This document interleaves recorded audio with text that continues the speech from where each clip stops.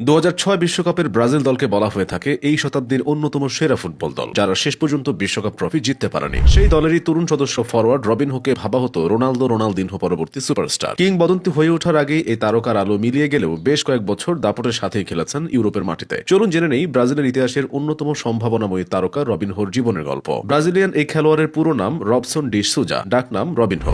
25 জানুয়ারি 1984 সালে ব্রাজিলের Sao পাওলোর Sao Vicente জন্মগ্রহণ করেন। রবিনহো তার মা মেরিনা দা সিলভা সুজা একজন ক্যাটারার ছিলেন এবং তার বাবা গিলভান ডি সুজা বিক্রয়কর্মী ছিলেন। পরবর্তীতে তিনি ফুটবল এজেন্ট হিসেবে কাজ করেছিলেন। ছোটবেলায় অন্য বাচ্চাদের তুলনায় ফুটবলীয় নৈপুণ্যে অনেক বেশি নজর কাড়া ছিলেন রবিনহো। নিজ শহরে খেলতে খেলতেই নজরে পড়েন ব্রাজিলের অন্যতম সেরা ফুটবল ক্লাব সান্তোসের। 18 বছর বয়সে সান্তোসের সাথে চুক্তিবদ্ধ হন তিনি। সেখান থেকে নজরে পড়েন বিশ্বের অন্যতম সেরা ক্লাব রিয়াল মাদ্রিদের। সান্তোস থেকে রিয়াল মাদ্রিদে এসে টানা 2 মৌসুমে লিগ জয়ে রেখেছিলেন অবদান। যতদিন রিয়ালে ছিলেন সেই সময়ে তার চেয়ে বেশি গোল ছিল শুধু রাউল ও রুথ ফন নিস্টেলরয়ের। রিয়াল থেকে ব্রিটিশ ট্রান্সফারের রেকর্ড করে রবিনহো এলেন ম্যান সিটিতে। সেখানেও প্রথম মৌসুমে হলেন চতুর্থ সর্বোচ্চ গোলদাতা, তবে সেখানে বেশি দিন থাকা হয়নি। ব্রাজিলে ফিরে সান্তোসের ধারে কিছুদিন খেলে নতুন ঠিকানা হয় এসি মিলানে। ইতালিতে প্রথম মৌসুমটা স্বপ্নের মতোই কাটে রবিনহোর। মিলান জেতে সেরি আ গত এক দশকে, যেটা তাদের একমাত্র লিগ জয়ের সুখস্মৃতি হয়ে থেকেছে। মিলানে খেলেছেন এরপর আরো 3 বছর, তারপর দ্বিতীয় দফায় ফিরেছেন সান্তোসে। রবিনহোর যাযাবর জীবন চলছে। সান্তোস থেকে চীনের গুয়াংঝুতে ফিরলেন, এরপর ব্রাজিলের অ্যাথলেটিকো মিনেইরো হয়ে পাড়ি জমালেন তুর্কি ক্লাব